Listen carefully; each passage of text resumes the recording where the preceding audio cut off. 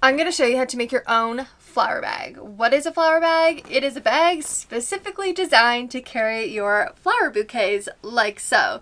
Whether you're at the market or you have to cycle, you have all these bags.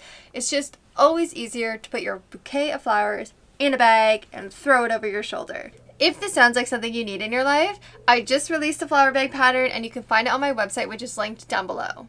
Of course, the first thing to do is to print out your pattern and cut it out. If you have a lot of questions about patterns in general, I made a video last week about understanding the basics of sewing pattern. So go watch that, then come back here and we can sew it together. So the pattern only consists of 3 pieces: the flower bag, the tie, and the strap. So I've already cut everything out, which you may have seen in last week's video. You should have 2 straps, 4 ties, and 1 flower bag that is cut on the fold to create 1 big piece. Now just be sure that on your flower bag pattern that you do mark all the drill hole markings for the strap and the tie. They are very important for later. Now you don't want to poke a hole through the fabric because it is 1 layer, so we're just going to make a little mark. I do it with the pencil, but you can also use tailor's chalk. So the first thing you're going to do is to grab your awl or very sharp pencil, poke a hole at the black dot, then you're going to perfectly lay it down on your pattern with the edges matching. Grab a pencil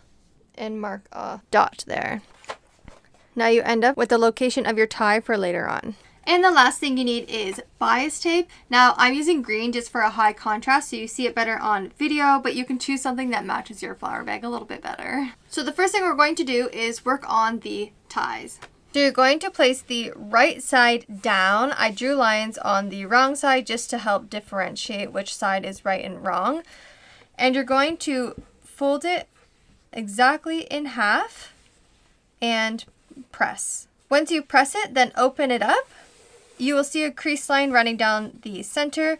You're going to fold in the short ends just 1/4 on both ends and give it a press. Once that is pressed, you're going to fold the long edges toward the middle on both sides, like so, and press. Be sure to keep a little gap running down the middle, around 1/8 or so.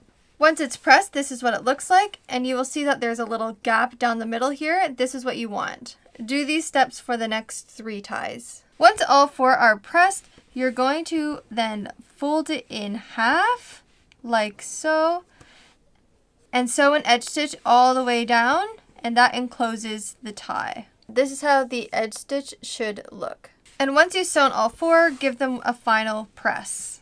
Now we're onto the strap. Again, the lines indicate the wrong side, the clean side is the right side. So with the right side down, we're going to fold both of these short ends down 3/8 this time and give it a press. Once pressed, it should look like this.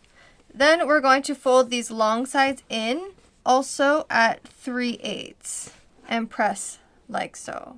The strap will then look like this. Next step is to fold this in half with these folded edges meeting exactly on top of each other, and you're going to edge stitch all the way down to close it all in. So you folded it in half, you gave it an edge stitch. Now you're going to press this and edge stitch the folded side. You're then left with a more uniform looking strap. Another way to do the ties and the straps is with the strap puller. When you sew the right sides together down the long edge and you use this fancy little tool to pull it right side out. Now I find that it can be a bit more difficult with a thicker fabric, and this pattern I strongly encourage a thicker cotton, a canvas, even like a denim, something that's a bit more sturdy. And I feel with the strap puller that can be quite difficult. I have tried, so I just stick to this way that I showed you. I find it more reliable and efficient personally, and a lot less frustrating. Now it's time to move on to the flower bag. So the first step for the flower bag requires the bias tape. Now the bias tape comes in a roll and it has the edges folded in, but I like to apply it in a slightly different way. To prepare the binding, we actually want to press these little edges open so it lays completely flat. You're going to fold one edge down at 1/4 inch and press it. Then you will fold the bias tape in half with the edges perfectly meeting and give it a press all the way down. Your bias tape should end up looking like so for the next step of sewing it onto the bag. Now with your flower bag, you're going to actually open the piece up and put the right side up facing towards you.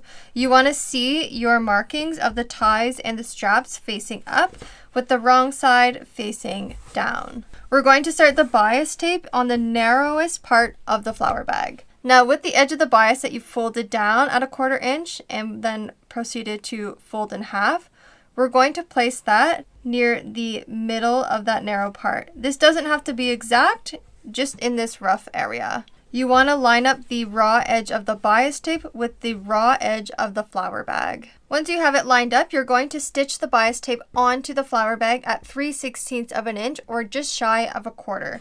Now you want to manipulate the bias tape to go all along the edge of the flower bag, all the way around back to where you started. Once you've sewn the bias tape all the way around, just overlap at the beginning just by 1/2 inch or so and cut off the excess. Now we're going to actually roll this folded edge towards the raw edge. So we're just going to put our fingers underneath and we're going to push the bias tape over. You want to cover that last stitch you just did.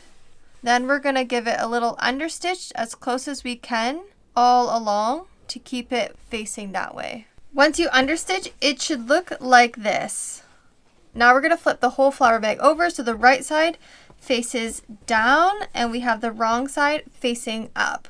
Now we're going to complete the bias by folding it back towards the wrong side, and we're going to edge stitch down on this side of the bias tape or 1/4 inch away from this seam. And you're going to fold the bias tape and stitch all the way around. Just a tip, beware of what color your bobbin thread is. Because it's on the bottom, it will show on the correct side of the flower bag. Once the bias is fully stitched on, this is what it will look like with a double stitch on the bias, but if you look at the right side, you will only see 1 stitch. This is why the bobbin thread matters, because this is the correct side of the bag. Now we're going to flip the whole flower bag over. With the right side of the bag facing up towards you, we're going to start with the straps.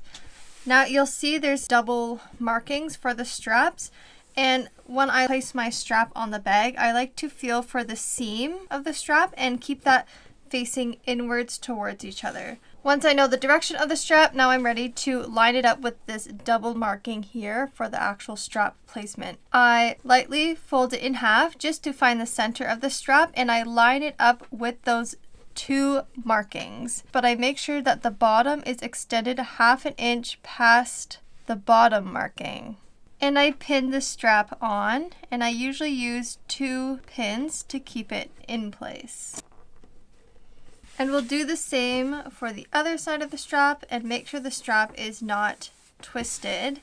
Again, fold it in half, line it up with the 2 markings, making sure the end is 1/2 inch below the second drill hole. Let's pin it again. When we sew the strap onto the bag, we want to create a square with an X through it, and to keep it neat, try to go over the previous stitch lines. Let me show you what I mean. So if this is your strap and this is the bag, you want to start sewing here. Sew down, across, back up, across to your starting point. Then you're going to go down to the corner, overlap your old stitch, and up and back across. So these straps are now sewn on, and you can see I stitched over the existing stitch lines just to keep it as clean as possible.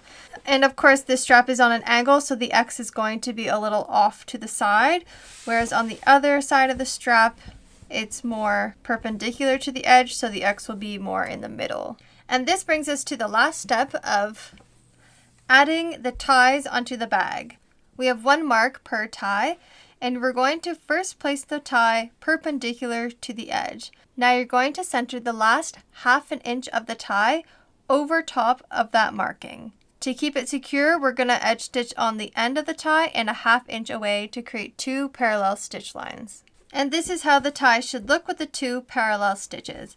Now to keep the details consistent on the whole bag, you want to make note on which side of the tie the stitch is on. So when you lay out your next tie, you lay it the same direction and you bring it down further to place on the bottom of the bag, and again do the parallel stitches and repeat for both sides of the bag. Give your bag one last press and you have yourself a flower bag, and buy yourself some flowers. If you enjoyed making this pattern, you can always sign up to my newsletter. I'll link it down below for you. That way you'll be the first to know about any future patterns. And if you share your creations on any social media, don't forget to tag me because I'd love to see what you make. So, happy floral shopping and I'll see you next week. Bye!